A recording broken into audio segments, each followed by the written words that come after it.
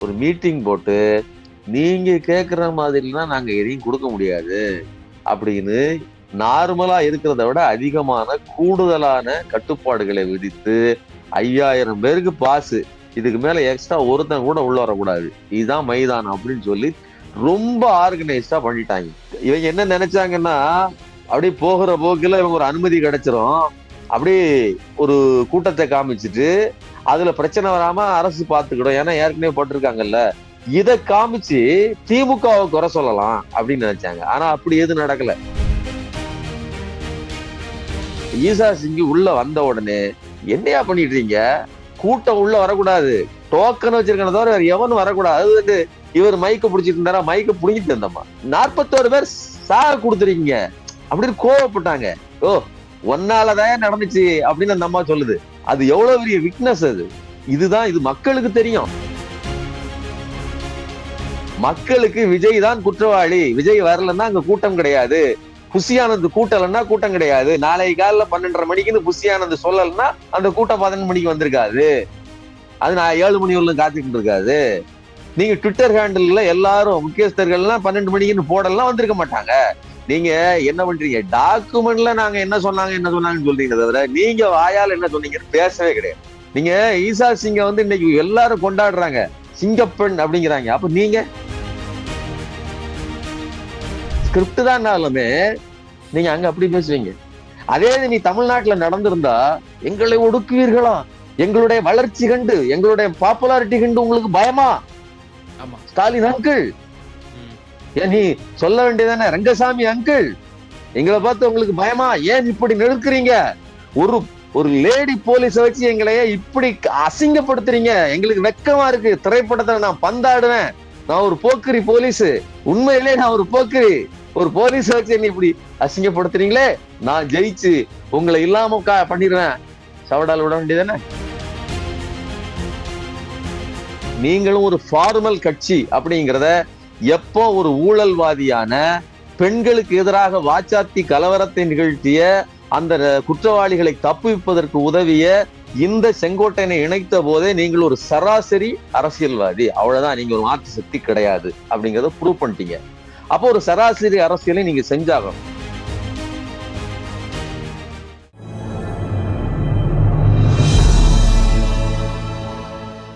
Tamil news நேயர்களுக்கு அன்பு வணக்கம். இன்றைய சிறப்பு நேர்காணலில் நம்மோடு இணைந்திருக்கும் சிறப்பு விருந்தினர் ஊடகவியலாளர் திரு சுமன் கவி சார். சார் வணக்கம்.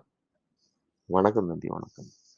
சார், திரு விஜய் அவர்கள் கரூர் கூட்ட நெரிசலுக்கு பிறகு ஒரு பொது வெளியில பாண்டிச்சேரியில பண்ணாரு. தமிழகத்துல இப்ப அதுக்கு அடுத்தபடியா இப்ப ஈரோட்டுக்கு வந்து வரக்கூடிய 18ஆம் தேதி அவர் வந்து சுற்றுப்பயணத்தை மேற்கொள்ள இருக்கிறாரு. தொண்டர்களை சந்திக்க போறாராம். மக்கள சந்திக்க போறாருதாக இந்த நிகழ்ச்சி. இதுல வந்து எப்படி வந்து பார்ப்பாரு? இப்போ கடந்த இதுல பார்த்தோம், முழுக்க காவல்துறைய வந்து பழித்து பேசினாரு. ஆ பாண்டிச்சேரியில என்ன சொன்னாரு, இந்த காவல்துறையினர் வந்து உங்களுக்கு முன்மாதிரி தமிழ்நாடு காவல்துறைக்கு ஒரு அழகிய முன்மாதிரின்னு சொல்லி, புதுச்சேரி காவல்துறையினர வந்து ரொம்ப தூக்கி பேசினாரு.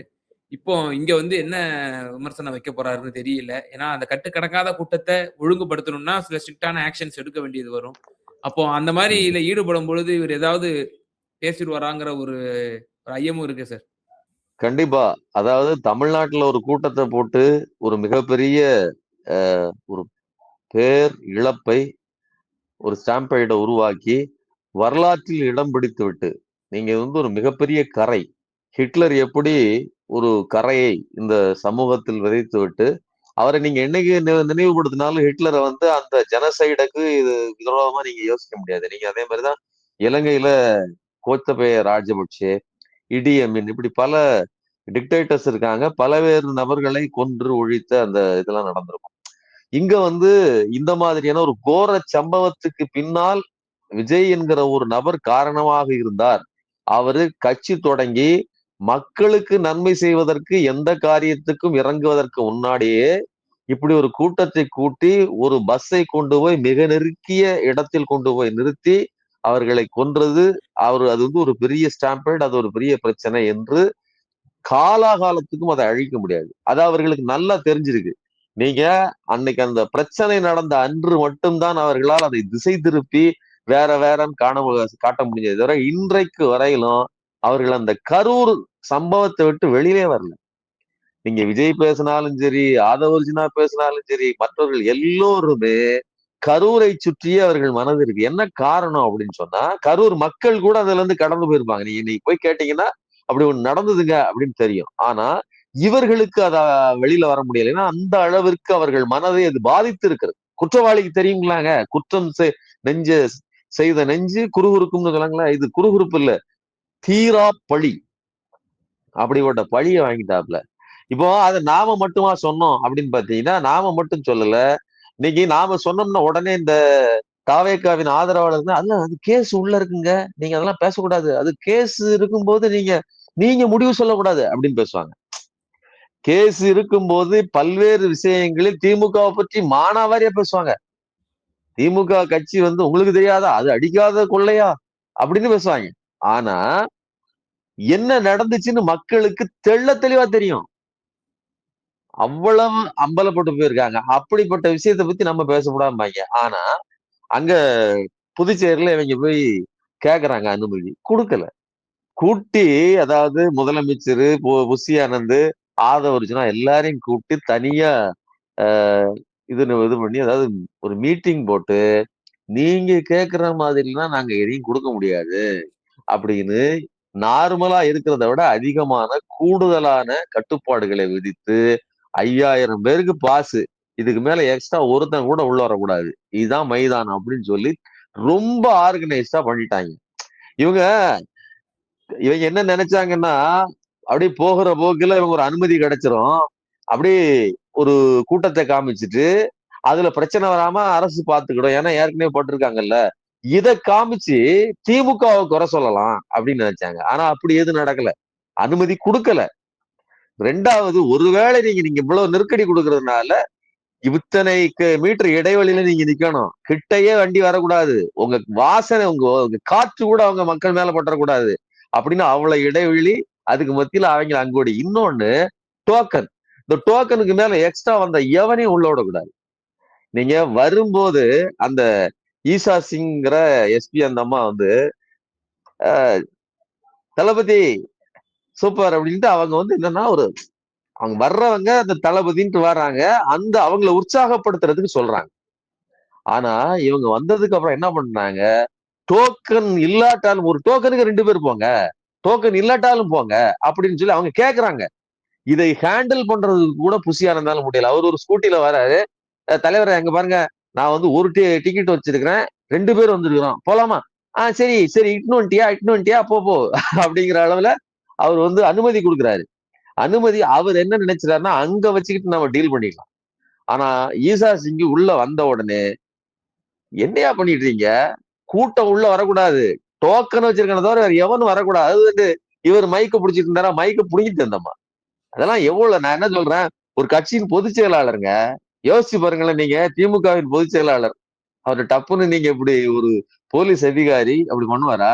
இன்னைக்கு திமுக விட்டுங்க, எடப்பாடி பழனிசாமிகிட்டயோ அல்லது வேற யார்கிட்டயும் நீங்க அப்படி பண்ண முடியுமா? எந்த கட்சிக்காரன்ட்டையும்.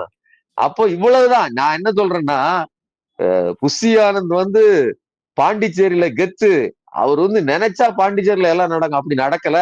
இவ்வளவுக்கும் பாண்டிச்சேரி ஒரு சின்ன சின்ன ஸ்டேட், அது ஒரு சென்னையின் மொத்த அளவு கூட கிடையாது. அது அதோட மக்கள் தொகையும் இதுவுமே பரப்பளவுமே நீங்க அப்படி பாத்தீங்கன்னா, அப்படிப்பட்ட ஒரு சின்ன சென்னை கார்பரேஷனுடைய அளவுங்கிறது பாண்டிச்சேரியோட மிகப்பெருசு. அவ்வளவு பெரிய மக்களுக்கான ரெஸ்பான்சிபிலிட்டி இருக்கு. எதுக்கு சொல்றேன்னா, அவர்கள் கூட இவர்களை, இன்னொன்னு புஷி ஆனந்துக்கு ஒரு பொலிட்டிக்கல் இன்ஃபுளுன்ஸ் உண்டானா உண்டு, ஆனா அதுக்காக சாக கொடுப்பாங்களா? அதான் அவங்க அந்தமா கேட்டுச்சு. நீங்க நீங்க 41 பேர் சாக கொடுத்துருக்கீங்க அப்படின்னு கோவப்பட்டாங்க. என்ன ஈசா சிங் அந்த அந்த இப்ப நான் என்ன கேக்குறேன், நீங்க தான் கொன்னீங்க அப்படிங்கிற மாதிரியான ஸ்டேட்மெண்ட் அது. நீங்க எவ்வளவு பேசுறீங்க, நாங்க எங்களை விஜயை குறை சொல்லக்கூடாது, ஓ ஒன்னாலதான் நடந்துச்சு அப்படின்னு அந்த அம்மா சொல்லுது. அது எவ்வளவு பெரிய விக்னஸ் அது. இதுதான், இது மக்களுக்கு தெரியும். மக்களுக்கு விஜய் தான் குற்றவாளி, விஜய் வரலன்னா அங்க கூட்டம் கிடையாது, புஷி ஆனந்த் கூட்டலன்னா கூட்டம் கிடையாது, நாளை காலைல 12:30 மணிக்குன்னு புஷி ஆனந்த் சொல்லலன்னா அந்த கூட்டம் 11 மணிக்கு வந்திருக்காது, அது நான் 7 மணி வரலும் காத்துக்கிட்டு இருக்காது. நீங்க ட்விட்டர் ஹேண்டில்ல எல்லாரும் முக்கியஸ்தர்கள்லாம் 12 மணிக்குன்னு போடலாம் வந்திருக்க மாட்டாங்க. நீங்க என்ன பண்றீங்க? டாக்குமெண்ட்ல நாங்க என்ன சொன்னாங்கன்னு சொல்றீங்க தவிர, நீங்க வாயால என்ன சொன்னீங்கன்னு பேசவே கிடையாது. அப்ப இவ்வளவு நெருக்கடிக்கு மத்தியில உங்களை இழிவுபடுத்தி, உங்கள அவ்வளவு நெருக்கடி குடுத்து, நீங்க எப்படி ஜெயலலிதா கிட்ட, "மேடம், நாங்க ஒரு படம் எடுத்திருக்கோம். எப்படியாவது எங்களுக்கு மன்னிச்சு விட்டுருங்க மேடம்ன்னு" கை கட்டி, உங்களுக்காக நாங்க ஒரு அணில் மாரிலாம் வேலை செஞ்சிருக்கோம்னு பேசி, பொலைட்டா இருந்தீங்களோ, அப்படிப்பட்ட பொலைட்னஸோட நீங்க அங்க இருந்தீங்க. அவங்க அவ்வளவு அதிகாரத்தோட, நீங்க ஈசா சிங்க வந்து இன்னைக்கு எல்லாரும் கொண்டாடுறாங்க. சிங்கப்பெண் அப்படிங்கிறாங்க. அப்ப நீங்க? இப்போ அது அது இவனுங்க இன்னொரு கேவலமான ஒரு வேலையை செஞ்சு விட்டாங்க. ஏதோ விஜயினுடைய அந்த ரொமான்டிக்கான சீன் எல்லாம் எடுத்து போட்டு, அந்த அம்மாவோட ஷார்ட்ஸ் எடுத்து போட்டு கட் பண்ணி, ம். எவ்வளவு கேவலமான புத்தி பாருங்களேன். நாம எதுக்கு இவங்க எல்லாம் தற்கூரின்னு சொல்றோம்னா, மரத்தில் ஏறுவதால் மட்டுமல்ல, இவர்கள் அம்பலப்பட்டிருக்கிறார்கள், அசிங்கப்பட்டிருக்காங்க. அந்த அம்மா அவ்வளவு கமாண்டிங்கா அந்த விஷயத்தை டீல் பண்ணிருக்காங்க. உங்களை அதற்கு மேல் நகரக்கூடாதுன்னு அடிச்சு நிறுத்தியிருக்காங்க. இவ்வளவு நடந்திருக்கு. அது மட்டும் இல்ல. இப்போ பாண்டிச்சேரியில உங்களுக்கு அனுமதி கொடுக்கப்படல, உங்களை நிறுத்துனாங்க. அதுக்கப்புறம் உங்கள்ட்ட இருந்து மைக்க புடுங்குனாங்க. நீங்க வெளியில போங்க, நாங்க பாத்துக்கிடுறோம்னு சொன்னாங்க. எல்லாத்தையும் நீங்க இத்தனை பேர் சாவுக்கு காரணமானவங்க அப்படின்னு சொன்னாங்க. எல்லாவற்றையும் மீறி இன்னொன்னு என்ன அப்படின்னா, பாண்டிச்சேரி அரசு அங்க அமைச்சர் என்ன பண்றாரு? இந்த அம்மாவை கூப்பிட்டு அவங்களுக்கு அவார்டு கொடுத்துருக்காரு. சிறப்பா நீங்க செயல்பட்டீங்க. எல்லாரும் உங்களை தான் பத்தி பேசிட்டு இருக்காங்க. மிக அருமை. அப்ப என்ன அப்படின்னா, விஜய் அவர்கள் இங்க இருக்கிற போலீஸ் சிறப்பு. என்ன போலீஸ் சிறப்பு? உங்களை எங்கேயும் நவர விடாம ரிவீட் அடிச்சிருக்காரு. நான் என்ன கேக்குறேன்? திமுக ஆள்கிற இங்க மட்டும் சென்னையிலே இல்ல இங்க மட்டும் இப்படி ஒரு கேள்வியை வச்சிருந்தா, இப்படிப்பட்ட நெருக்கடியை கொடுத்திருந்தா, எங்களை ஒடுக்க பார்க்கிறாயா? எங்களை நசுக்க பார்க்கிறாயா? எங்களுடைய வளர்ச்சி உனக்கு பிடிக்கவில்லை? என்னென்ன பில்டப் பண்ணிருப்ப? இன்னைக்கு நீ அங்க போய் சப்த நாடி எவ்வளவு பெரிய கேடுகட்ட ஒரு அரசியல், ஒரு பச்சோந்தி பாருங்களேன். அது இங்க ஒரு பேச்சு, அங்க ஒரு பேச்சு. அங்க பிரமாதமாக, ரொம்ப அருமையாக எங்களை பார்த்து கொண்டு கொண்டார்கள்னு பேசுறாப்ல. ஸ்கிரிப்ட் தான்னாலுமே நீங்க அங்க அப்படி பேசுவீங்க. அதே இது நீ தமிழ்நாட்டுல நடந்திருந்தா, எங்களை ம். ஒடுக்குவீர்களா? எங்களுடைய ம். வளர்ச்சி கண்டு, எங்களுடைய பாப்புலாரிட்டி கண்டு உங்களுக்கு பயமா? ஆமா. ஸ்டாலின் அங்கிள், ம். ஏன் நீ சொல்ல வேண்டியதானே? ரங்கசாமி அங்கிள், எங்களை ம். பார்த்து உங்களுக்கு பயமா? ஏன் இப்படி நிறுத்துறீங்க? ஒரு ஒரு லேடி போலீஸ வச்சு எங்களைய இப்படி அசிங்கப்படுத்துறீங்க. எங்களுக்கு வெட்கமா இருக்கு. திரைப்படத்துல நான் பந்தாடுவேன். நான் ஒரு போக்கிரி போலீஸ். உண்மையிலே நான் ஒரு போக்கிரி. ஒரு போலீஸ வச்சு என்ன இப்படி அசிங்கப்படுத்துறீங்களே? நான் ஜெயிச்சு உங்களை இல்லாம பண்ணிருவேன். சவடால் விட வேண்டியதானே? சார், அப்போ இப்போ இந்த இந்த ஈரோடு பயணம் இருக்குல்ல சார். இதுல வந்து ம், முழுக்க செங்கோட்டையன் அவர்கள் தான் வந்து காவல்துறையிடம் அனுமதி கேட்டதாக இருக்கட்டும், அவர் தான் வந்து ம், ஆர்கனைஸ் பண்றாரு. இதுல ம், முழுக்க முழுக்க எடப்பாடி பழனிசாமி அவர்களுக்கு ஒரு பதிலடி குடுக்கணும். ஏன்னா கோபிச்செட்டிப்பாளையத்துக்கு வந்து செங்கோட்டையன பெயர் சொல்லலாம்னு கூட அவர் தானே எம்.எல்.ஏ. முன்னாள் எம்.எல்.ஏ. கடுமையான ம், ஒரு சாடல செஞ்சாரு. இதுக்கு எடப்பாடிக்கு பதில் சொல்லணும். அதுக்கு தான் விஜய வந்து தமிழ்நாட்டினோட பயணமா முதல்ல வந்து ஈரோடுக்கு வர வைக்கிறாரு. தன்னுடைய ஊருக்கு முதல்ல வர வைக்கிறாரு. அப்போ எடப்பாடிய ம். வீக்கன் பண்ணணும். அவர வந்து ஒரு அ டேமேஜ் பண்ணணும் அப்படிங்கிற ஒரு நோக்கோட விஜய ஒரு கருவியா பயன்படுத்துறாரா திரு செங்கோட்டையன்? இல்ல விஜயை இவரு எடப்பாடியை வீழ்த்துவதற்கு விஜயை ஒரு கருவியாக பயன்படுத்துகிறாரா செங்கோட்டையன்ங்கிற மாதிரி, விஜய்க்கு அது தேவைதானே? நான் என்ன கேட்கிறேன், விஜய் ஒரு புது கட்சிக்காரர். விஜய் மேல நமக்கு இருக்கிற ஆதங்கம், கோபம், விமர்சனம் எல்லாம் உங்களுடைய செயல்பாடு தப்பா இருக்குது அப்படிங்கிறதானே தவிர, மத்தபடி நீங்க ஒரு கட்சி நடத்தக்கூடாதுங்கிறது இல்ல. உங்களுக்கு எதுக்கு கட்சி அப்படின்னு நம்ம ஏன் கேட்கிறோம்னா, கட்சி நடத்துறதுக்கான தகுதியோட இருக்கணும்ன்றதான் கேட்கிறோமே தவிர, நீங்க கட்சியே நடத்தக்கூடாது, நாசமா போயிரணுங்கிறதுக்காக சொல்லல. ஒழுங்கா நடத்தணும். அதான் சொல்றோம். நீங்க சொல்றது நியாயமா இருக்கணும். அதுக்காக தான் சொல்றோம். இப்போ விஜய்க்கு ஒரு இலக்கு இருக்குது. நான் வந்து முதலமைச்சர் ஆகணும். முதலமைச்சர் ஆகுறதோ இல்லையோ, இன்னைக்கு அடுத்த 2026 அதெல்லாம் கதை. அதெல்லாம் யாரும் நம்ப மாட்டாங்க. 2026ல ஒண்ணும் பண்ண முடியாது. ஆனா விஜய் கிட்ட இருக்கக்கூடிய இந்த பாப்புலாரிட்டியே ஓட்டா வருமான்னா கொஞ்சம் வரும். அது 4, 5% அல்லது கூட ஒரு 2% வரலாம். ஆனா அந்த வாக்குகள் சஸ்டெயின் பண்ணணும். நீங்க சீமான் எப்படி தொடர்ந்து வேலை செய்தாரோ, அதே மாதிரி வேலை செய்யணும். கட்சியை கட்டணும். நீங்க எத்தனை கேண்டிடேட் போடணும்? கேண்டிடேட்டுக்கு ஆட்கள் உங்ககிட்ட வந்து சேரணும். சும்மா இருக்கிற சீரியல் நடிகர் ஒருத்தர் இன்னைக்கு சேர்ந்திருக்கிறாரு. நான் வந்து எல்லா ஆளுமைகளையும் அள்ளி கொணர்ந்துருவேன்ட்டு. என்னாலே நான் சூப்பர் ஹீரோ. கேரியரின் உச்சத்தை விட்டுட்டு 200 கோடியை விட்டுட்டு வந்திருக்கிற என்ன நாங்க விட்டே ஒரு வேலை வர மாட்டேங்கிறான் தாடி பாலாஜி தவிர. அவனும் கூட 10 நாளைக்கு தான் நிக்கிறான். நீயே வந்து ஒரு சைடு ஆக்டர், சீரியல் ஆக்டர், நீ கூப்பிட்டா எல்லா களத்தையும் வந்துருவியா அப்படின்னா, அப்ப எந்த அளவுக்கு விஜயை விட வேற அவமதிக்கிறாரு அந்த சீரியல் ஆக்டர். எனக்கு நிறைய பேர் தெரியுங்க உங்களோட அதிகமா, அப்பதானே அர்த்தம் என்ன. அப்ப இந்த மாதிரி இருக்கும்போது விஜய்க்கும் என்ன இருக்கும் அப்படின்னா, ஒவ்வொரு பக்கமா ஸ்ட்ரெங்தன் பண்ணணும் அப்படிங்கிற எண்ணம் இருக்கும். நீங்களும் ஒரு ஃபார்மல் கட்சி அப்படிங்கிறத எப்போ ஒரு ஊழல்வாதியான பெண்களுக்கு எதிராக வாச்சாத்தி கலவரத்தை நிகழ்த்திய அந்த குற்றவாளிகளை தப்புவிப்பதற்கு உதவிய இந்த செங்கோட்டையனை இணைத்த போதே நீங்கள் ஒரு சராசரி அரசியல்வாதி, அவ்வளவுதான், நீங்க ஒரு மாற்று சக்தி கிடையாது அப்படிங்கறத ப்ரூவ் பண்ணிட்டீங்க. அப்போ ஒரு சராசரி அரசியலை நீங்க செஞ்சாகணும். அப்படி செய்யும் போது அந்தந்த காஸ்டுக்கு அந்தந்த இடத்துல ஆளை போடுறது, இந்த இடத்துல கிறிஸ்தவர்கள் அதிகம்னா அதுக்கு தகுந்த மாதிரி ஒரு கிறிஸ்தவர்களை போடுறது, எல்லாத்தையும் செய்வீங்க. அப்ப செங்கோட்டையனை அந்த கொங்கு பகுதியில், குறிப்பா கோபிச்செட்டிப்பாளையம் பகுதியில் அவர் வலுவாக, அதாவது அவருக்குன்னு இருக்கக்கூடிய ஒரு ஓட் பேங்க் இருக்கும். அந்த ரெட்டை இலைக்குன்னு ஒரு பகுதி இருக்குது. போன முறை செங்கோட்டையன் ஜெயிச்ச போது 50%, அதுல ஒரு 20% மாதிரி ஒரு சொந்த ஓட்டுகளா இருக்கும். 30% அந்த இலைக்கு தான். சரிங்களா? அந்த இடத்தில் வீக்கன் பண்றதுக்கு இவர் கடுமையாக வேலை செய்வார். விஜய்ங்கிற ஃபேக்டரை கூடுதலா கொண்டு வருவதனால அதுல ஒரு 10% ஏறுமா? அதனால செங்கோட்டையன் ஜெயிக்கிறாரோ இல்லையோ, அதிமுக அடிச்சு கீழே வீழ்த்தப்படணும், அவ்வளவுதான் அதோடைய இலக்கா இருக்கும். சரிங்களா? செங்கோட்டையன் ஜெயிக்கணும் அட்வான்டேஜ் மாதிரி தெரியுது நீங்க சொல்றது பார்க்கும்போது. அது அது அப்படித்தானே. நான் என்ன சொல்றேன் அப்படின்னா, நான் அதான் விஜய் என்று முதல்ல சொன்னேன். விஜய்க்கு இந்த தேர்தல் அப்படின்னு வச்சு இலக்கு வச்சு நடக்கும். நான் இப்ப இந்த தேர்தல்ல இந்த தொகுதியில இத்தனை பெர்சன்டேஜ் வாங்கினேன், அடுத்த தேர்தல்ல இந்த தடவை 30ங்கிறது அதிகம்ங்க. நான் சொல்றது செங்கோட்டையனோட சேர்த்து நீங்க 30% வாங்கிட்டீங்கன்னா அடுத்த தேர்தல ஜெயிப்பேன்னு உறுதியா பேசலாம். நான் இந்தந்த தேர்தல் இந்தந்த தொகுதிகளை அடிப்பேன்னு உங்களால பேசலாம். விஜய் மட்டும் நின்னு அதுக்கு அதிகமா வேலை செஞ்சு விஜய் ஒரு ஆள் ஜெயிச்சா கூட அது பெரிய விஷயம் தானே. ஏன் நம்ம கேப்டன் அவர்கள் 2005 அதுதான் நடந்துச்சு. அப்ப அது வேலையே கூட்டிருது இல்ல. இப்ப மொத்தமா 11% ஒரு கேண்டிடேட் அப்படிங்கும் போது அது ஒரு ஃபேக்டர் ஆயிருது இல்ல. அப்ப அப்படித்தான் ஒருத்தர் வளர முடியும். இன்னொன்னு, இப்ப ஸ்டாலின் அவர்களும் வந்து எல்லாருக்கும் ஒரு வயது இருக்குல்ல, அந்த கணக்கு பார்த்துக்கிடும். ஒரு 2 தேர்தலை வந்து தெம்பா சந்திக்க முடியுமா? அதுக்கப்புறம் உதயநிதி தான். இந்த எடப்பாடி பழனிசாமிக்கு என்ன 2 வயசு தான் வித்தியாசம். அவருக்கும் எல்லா உடல் உபாதைகளும் இருக்கும்.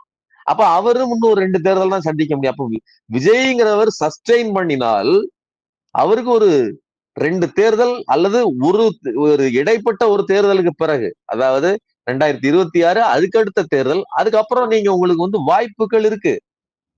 முழுவதுமா நான் வந்து ஆட்சி அமைக்கிற வாய்ப்பு இருக்கோ இல்லையோ, ஏதோ ஒரு குறிப்பிட்ட தாக்கத்தை ஏற்படுத்துற வாய்ப்பு இருக்கு. அதுக்கு உழைக்கணும், அதுக்கு வேலை செய்யணும், அதுக்கு மக்கள் பிரச்சனைக்கு பங்களிப்பு செய்யணும். நீ திருப்பரங்குன்ற இஷ்யூவா, நான் சொல்றேன் பதில். அதெல்லாம் கூடாது. மக்களுக்கு எது உகந்ததோ அதைத்தான் செய்யணுமே தவிர பாஜகவினுடைய அஜெண்டாவை இங்க வேலை செய்யக்கூடாது, அது மக்களுக்கு பிடிக்காதுன்னு அழுத்தமா பேசணும். நீங்க பாண்டிச்சேரியில போய் நின்னாலும் சரி, அல்லது கலிபோர்னியா மாகாணத்துல தேர்தல் நடந்தாலும் போய் நின்றுட்டு திமுகவை திட்டுவோம்னா, ஐயோ உங்களை சும்மா ஒரு கெஸ்ட் அப்பியரன்ஸுக்கு நான் கூப்பிட்டேன் அப்படின்னு சொல்லி அர்னால்டு கூப்பிட்டாருன்னு வச்சுக்கோங்களேன் கலிபோர்னியாவில. இவர் போய் நின்றுட்டு ஒரு நடிகரை கூப்பிட்டாப்ல, நான் நிக்கிறையா கலிபோர்னியா என்னோட ஏரியா தான் அப்படின்னா, இவர் போய் நின்று டிஎம்கே உங்களை நான் விட மாட்டேன்னா என்ன அர்த்தம்? இப்படிதான் இருக்குது. அப்போ ஒரு சின்ன பிள்ளைத்தனமாக சிறுபிள்ளைத்தனமான ஒரு பேச்சு, ஒரு அமைச்சூரான ஒரு அரசியல், இதெல்லாம் வச்சுக்கிட்டு தான் ஊழல்வாதியான செங்கோட்டையனை வச்சு நாங்க கொங்கு மண்டலத்தை தூக்க போறோம்னு நினைக்கிறாங்க. அதுல ஒரு பெரிய பகுதி தாக்கத்தை அது அதிமுகவுக்கு ஏற்படுத்தும். மற்றபடி தலைகீழான அது மாற்றத்தை ஏற்படுத்தாது. தொடர் வளர்ச்சிக்கு அவர் கன்சிஸ்டண்டா உழைக்கணும் அப்படிங்கிறது என்னுடைய கருத்து. நிச்சயமா சார். பல்வேறு விவகாரங்கள்ல எங்க நேயர்களுக்கு ரொம்ப தெளிவா உங்களோட கருத்துக்களை பகிர்ந்தீங்க. மிக நன்றி. நன்றி.